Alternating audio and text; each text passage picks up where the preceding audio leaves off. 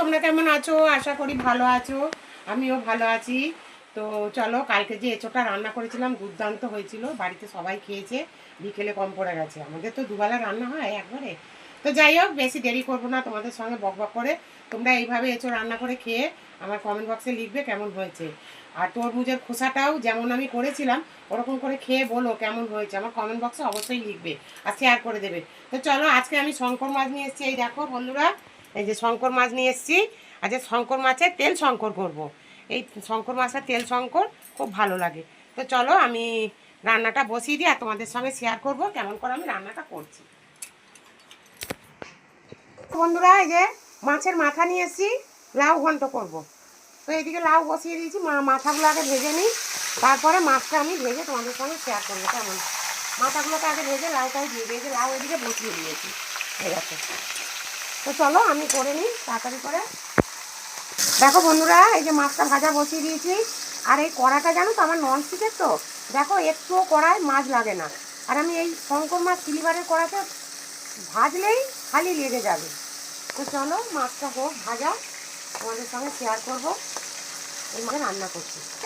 লাউ ঘন্ট বসিয়ে দিয়েছি, তবে লাউ ঘন্ট বসিয়ে দিয়েছি ঠিকই মুড়ো দিয়ে, কিন্তু মুড়োগুলো আমি ভাঙবো না। মুড়োগুলো ভাঙলে না বড্ড কাঁটা কাঁটা হয়ে যায়, ওই জন্য মুড়োগুলো আমি কিছুক্ষণ পর তুলে নেবো। এই দেখো বন্ধুরা, মশলাটা করে নিই মাছের জন্য। গরম মশলা, গরম মশলাটা এর মধ্যেই দিয়ে দেবো। গ্রেট করা আদা দিয়ে দিলাম। আর এই দেখো লঙ্কা, রসুন আর টমেটো। লঙ্কা রসুনগুলো আগে দিয়ে দেবো, কারণ এগুলো বাটা হবে ভালো। আর সঙ্গে একটু পেঁয়াজও দিয়ে দেবো, আর টমেটোটাও দিয়ে দিলাম কেমন। তো চলো আমি এগুলো বেটে নিয়ে আসি আগে। আর এই দেখো মাছটা এইভাবে ভাজা হয়ে গেছে। এবারে মাছে একটু আলু দেবো, আমাদের আলু সবাই ভালোবাসে। তো তার জন্য আমি আলুটা দেখো এই যে প্রেসারে সিটি দিয়ে নিয়েছি। এখন তো বোঝোই গ্যাসের অনেক প্রবলেম চলছে, তো তার জন্য একটু সিটি দিয়ে নিয়েছি। আলুটা তেলে ভেজে দিলে ভালো স্বাদ হয়, কিন্তু যেহেতু এখন গ্যাসের অসুবিধা ওই জন্য আলুটা আমি সিটি দিয়ে নিয়েছি। এরপরে আলুটা আমি বার করে ভেজে নেবো ভালো করে লাল করে। পরে ভাজা হয়ে গেছে, ওদিকে মাছও ভাজা হয়ে গেছে, আলুও ভাজা হয়ে গেছে। তো এবার তোমাদের সঙ্গে যে মশলাটা শেয়ার করলাম এই মশলাটা দিয়ে দেবো। এবারে মশলাটাকে ভালো করে নাড়াচাড়া করে যতক্ষণ এই তেলটা না বেরোচ্ছে ততক্ষণটা আমি মশলাটা শুধু কষাতে থাকবো। দিয়ে দিলাম হলুদ গুঁড়ো, দিয়ে দিলাম একটু কাশ্মীরি লঙ্কা, যাতে কালারটা একটু সুন্দর হয় কেমন। আর এই দেখো বন্ধুরা, আমি লাউ ঘন্ট করেছি মুড়ো দিয়ে। এই দেখো একটুও ভাঙেনি মাথাগুলো, সব মাথাগুলো আমি গোটা রেখে দিয়েছি। তো এই লাউ আজকে রান্না হচ্ছে আমাদের লাউ ঘন্ট আর এই মাছের তেল শঙ্কর, আর হবে মাছের তেলের মানে পেঁয়াজ দিয়ে মাছের তেল করবো। তো চলো সবটাই তোমাদের সঙ্গে শেয়ার করে ফেললাম।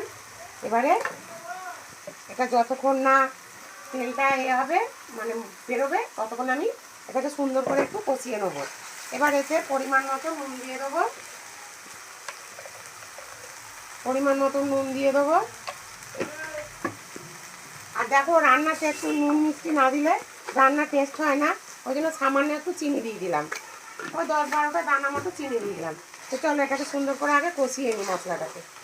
বন্ধুরা, কত সুন্দর মাছের এই ঝালের তেলটা ছেড়ে দিয়েছে মশলাটার।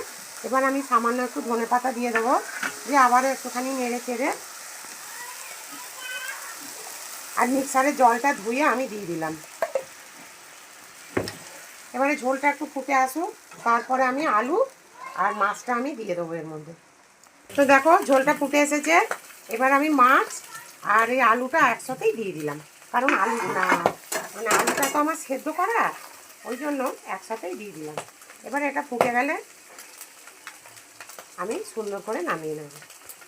বন্ধুরা, এই যে মাছটা হয়ে গেছে, দেখতেই পাচ্ছ কত সুন্দর তেল ছেড়েছে, মাছটা সুন্দর একটা লোভনীয় দেখতেও হয়েছে। তো চলো এবার আমি মাছটাকে নামিয়ে নেব।